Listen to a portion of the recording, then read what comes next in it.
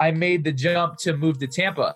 I had that mentor I was talking about, and he lived in Tampa, and he said, come visit Tampa. And I'm from New Jersey. And so I visited Tampa, and I'm like, oh my God, the weather is amazing. People are more inclined to be in shape. I can wake up and go outside with no shirt every single day in Florida. Like, this is amazing, right? And so I moved to Tampa, and that's when, the universe guided me to Tampa. God, the universe, whatever you believe in, it guided me. Like, I was supposed to go down that path, because during that time of pursuing my bodybuilding career, I had a buddy who met me out of like a small get together in Tampa, and he was like, hey, I'm having a little mastermind. It's at my house. There's probably only be like eight to 10 people there, but you never know who you'll meet. You never know what resources you'll meet, networks you'll meet. You should just go. I'm like, sure, I'll go. And so, I go to this mastermind, and the first day, I'm sitting around, I'm shy. I'm just like listening to everybody else's story. And then the second day that I went to the mastermind, there was this Russian guy, and he looked at me and he was like, what's your story? And I was like, you got a long time. I got a long story. Right. And so I started sharing my story. And the first thing that came out of his mouth after I shared my story was, one day you're going to be on stage with Tony Robbins one day. And I said, who's Tony Robbins? I wasn't a speaker. I wasn't in personal development. I was a bodybuilder. I was a wrestler. That wasn't my thing. And so I go, who's Tony Robbins? And we start talking. I'm like, he's like, I don't know what it is, but I feel compelled to help you. I feel compelled to get your message in front of more people. And I was like, dude, I don't know you. We don't have a relationship. We got to build some trust. We got to build a relationship. And we had a great conversation. And I remember him saying, dude, I'll work for you for free. I'll work for you for free. I'll get you on some stages. And if you like the work we do together, maybe one day we'll start a company, just in a nonchalant manner. Well, 3 years later, he's sleeping in the other room over there. We're in a house in Vegas, and I'm on tour with Tony Robbins. How does that?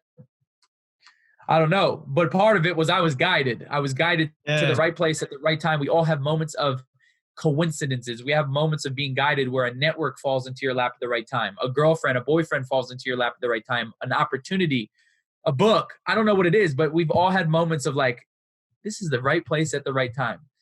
That's moments of being guided. And that's why one of the biggest skills that I have and the team has is we always plant seeds. And what that means is I'm always sharing my opportunities. I'm always sharing my goals and my ambitions and my visions with people, because you never know who that person knows, or you never know who that person can open you up to. And not only that, when your goals and your ambitions and visions are in the top of your brain, your reticular activating system sees all the networks, the resources, the conversations, the opportunities for you to get to the next level. That's really good, man. Did you know, like, speaking about your own intuition, did you know that right then and there, that was the right moment for you the right course of action? That's a great question. No, because like my whole life, like my dad's always weirdly right. I always go back to my dad was like, Nick, you could be a singer. Your voice is great. You could be a broadcaster. You could be a sports announcer. You could speak. He was always giving me options like, hey, you could try these because the way you project your voice is amazing. But in that moment, before that, speaking was kind of just a hobby. I didn't really get it. And then at that point in my life, I was just like, well, this could be a good opportunity to make money. To be honest, I was like, this could be a good opportunity to make money. I wasn't really focused on the impact. I didn't really know what I was doing. But I always say this, sometimes it takes a person from the outside to see a gift in yourself that you don't see in yourself. Yeah.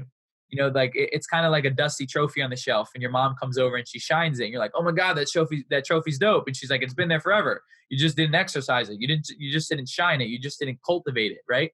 And so I think speaking and storytelling and, facilitating was a God-given or a universe-given talent or a gift.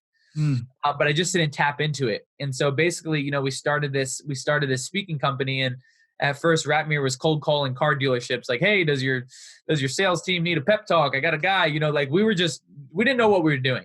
And that's the beauty behind it, is like, you don't need to know what you're doing. You just need to have a big enough why. Like when your why is big enough, the how will reveal itself. Right. And so like a lot of these big time guys, they don't know how. No. I bet you Jeff Bezos didn't know how to create Amazon, but he was in the motion of, he had a big why. He had a big problem he wanted to solve. Right. And so it was literally like Ratmir just throwing me on stages, was like, share your story, just like share your story. And I was like cultivating my message, and every time that I would come off stage, how can we get better? How can we tweak this? How can we get that?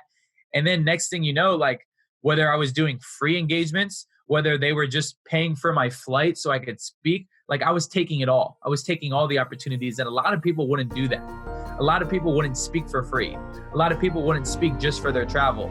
But I knew that I had to give. I knew that I had to cultivate my message. I knew I had to cultivate my speaking skills, and then I can start asking for more money. But let me show up and provide some massive value, right?